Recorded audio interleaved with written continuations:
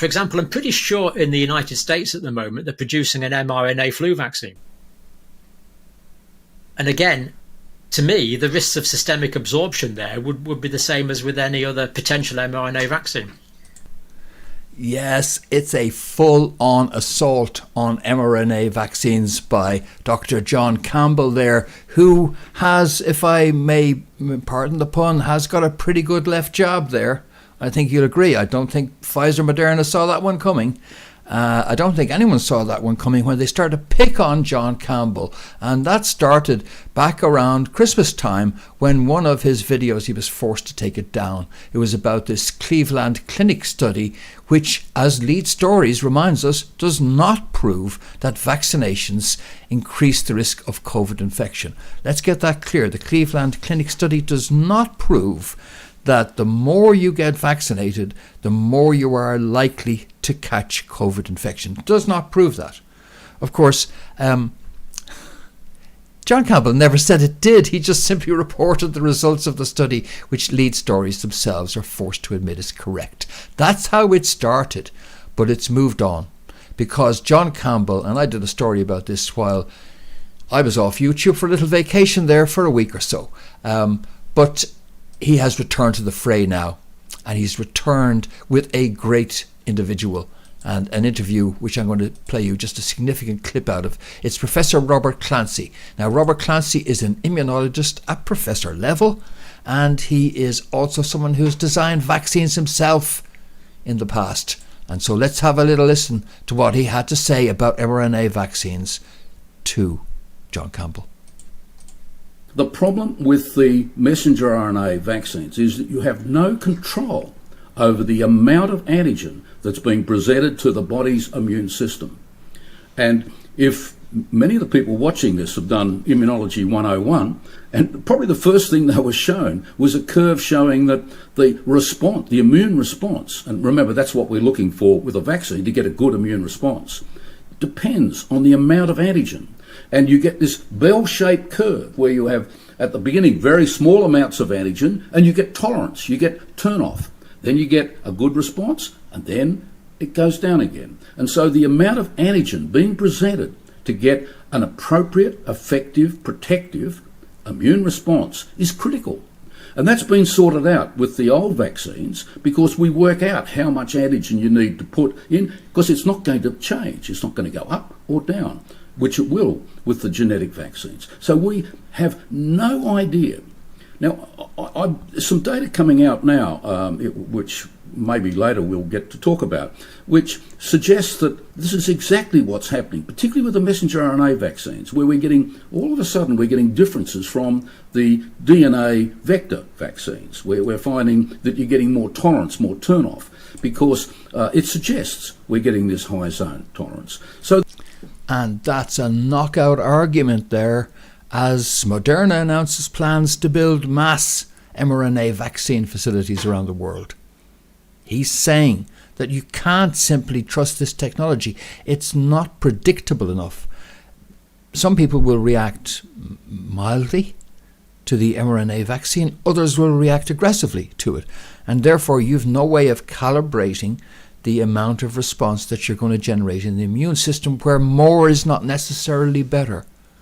Especially in the case of these mucosal infections like COVID, where suppressor cells are involved, and the more you stimulate, the more you're actually going to be counterproductive. Now, that's an argument against all uses of mRNA technology because of the inherent unreliability of the dosage. Imagine getting a drug in the pharmacy and you look at the dosage instructions on the back and it says take between 1 and 5 tablets. Yeah, depending. Different people have different responses. What? Great move. They're attacking the foundations of mRNA on its basic flaw. Here he is with Professor Clancy with some more on this. Repeated doses of mRNA vaccines, for example, are actually stimulating the suppressor cells and actually reducing the immune response. Well, it's the antigen that is being made that will stimulate whatever cells that are there. And if you've had an experience and a history of building up a lot of suppressor cells, then obviously it's night follows day, it's immunology 102 maybe, but it's very simple stuff that you're going to get a net negative effect, not a net positive effect. And that's exactly what's been found. And with great surprise. Why it's a surprise is basically says that people involved who are making decisions haven't got a clue about basic immunology. They don't know, or maybe they don't want to know basic immunology. So Dr. John Campbell now with the mRNA boys on the ropes goes in for the knockout punch. When this obvious theory that you and I have elucidated in this video it becomes obvious, then presumably they're going to have to shut these plants down or simply use them for cancer vaccines. They're going to be a bit of a white elephant, aren't they? Well, it'll be very interesting to see. I mean, you cannot keep this information suppressed forever. And I think you're right. I think you're right that the wriggle room will be individualised cancer treatments. That's my bet, because can't keep stuff suppressed forever. But we'll get to that. But let's just pick up the story again when Dr. John Campbell went on with Neil Oliver in a follow-up. But that's a choice they make as an individual. And the key thing is they're making that choice based on full informed consent. So if you're noble enough to give a bone marrow transplant, I'll say to you, well, this is a minor operation really for you. It's going to involve some discomfort. We're going to take a sample of your bone marrow, but this could save someone else's life. And you can say, you know what, I'm up for that. I'm happy to go through that discomfort. I'm happy to take that level of risk to save someone else's life. But you're making that as an informed, autonomous adult individual based on full information. Back to fully informed consent and full access to all the information. But the dam is breaking, folks, because it's not just the issue of John. We also saw in recent days cardiologist calls for suspension of COVID injections during BBC interview. Wow. Oh my God, how did that happen? BBC criticised for letting cardiologist hijack interview with false COVID jab claim. And here is Dr. Malhotra on the BBC talking about it. Is that the COVID mRNA vaccines do carry a cardiovascular risk. And I've actually called for the suspension of this pending an inquiry because there's a lot of uncertainty at the moment about what's causing the excess deaths. Some of it will be ambulance delays. My own father, it was reported on BBC News in late 2021. I was the first to actually highlight the ambulance delays because my own father suffered a cardiac arrest at home and the ambulance took 30 minutes. And when... Yes, I love it. What a signal moment. And I'd like to disagree with the Guardian here. Guardian's like lead stories, really. Criticised for letting cardiologist hijack interview with false COVID jab claim. He didn't hijack that interview, folks. Let me explain how this thing really works in the BBC or any national broadcaster. Somebody like Dr. Asim Malhotra, with his known views, the editorial level staff in the BBC would simply say, don't let that guy anywhere near a microphone.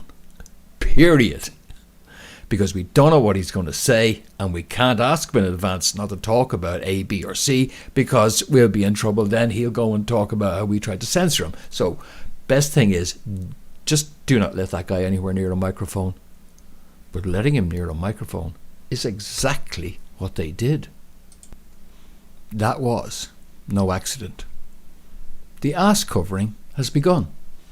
As I said in a recent video, we have won a huge victory in the United States, which gives us investigative powers into all this, and then the ability to report the comments of parliamentarians on social media, just like you can report what people say in the UK parliaments on social media. And so once that's underway, the flood has begun. So Dr. Malhotra was allowed on BBC in order that the ass covering might kick off. And for a good reason too. For very good reason. Because you notice something about these people. Notice something about Dr. Malhotra Professor Clancy and John Campbell. These are people who used to believe mainstream. Certainly 2 out of 3 did. Who used to believe what the mainstream media said and what official pharmaceutical and government said. And they flipped. And it's when that level of flipping happens with people who used to be on their side, that's why we're getting the ass covering going on. Because we're winning, it's going to come out, don't expect a flood. We're not going to get a flood. They're going to slow roll this all the way to the steps of the courts. The whole way. But now, we've got the traction. And they're on defence. Keep it up, folks. This is going to change pharma, health, the vaccine industry for sure. All of it is facing huge change. And that's why the slow roll is underway. But we are winning.